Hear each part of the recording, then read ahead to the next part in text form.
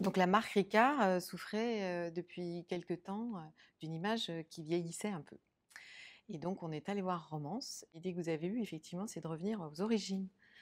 Donc Ricard a été créé par Paul Ricard en 1932 à Marseille. En fait, c'est quasiment la force de l'évidence, le cas Ricard. C'est-à-dire quand d'un côté, on a une marque qui a du mal à se régénérer parce qu'elle souffre à la fois d'un manque de désirabilité et qu'elle perd en pénétration, et qu'on a d'un autre côté un actif historique de la marque qui est Marseille, qui est porteur d'une modernité incroyable, on se dit il y a tout un territoire à explorer.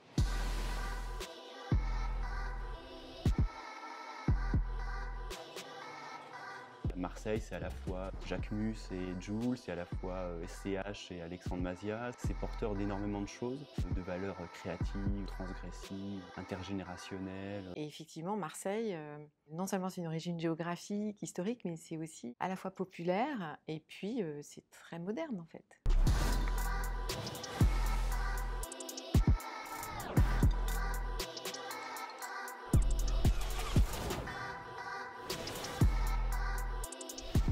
Le succès de la campagne, il repose effectivement à la fois sur ce territoire puissant qu'est Marseille, mais il repose aussi et surtout sur son exécution.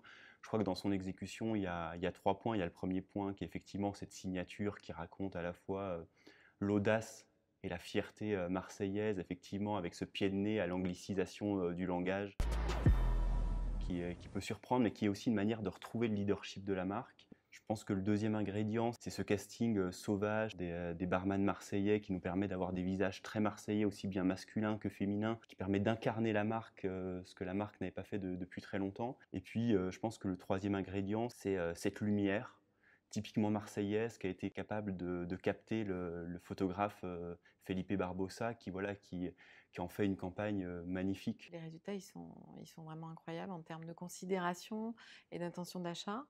Donc, vas-y sur les Effectivement, en chiffres. termes de considération, ça nous a permis d'atteindre un pic historique. Voilà, je crois qu'on atteint quasiment 22% de considération, ce que la marque n'a jamais atteint. Sur les 18-35, ça nous permet de gagner 4 points de considération et surtout de progresser 7 fois plus rapidement que ce que faisait la marque les années précédentes. Donc c'est vraiment des scores assez incroyables. Et puis sur le total population aussi, puisqu'on atteint un score de 21,7 à plus 3,6. Et puis dans les ventes, ça se voit, plus 8%. Donc beau résultat.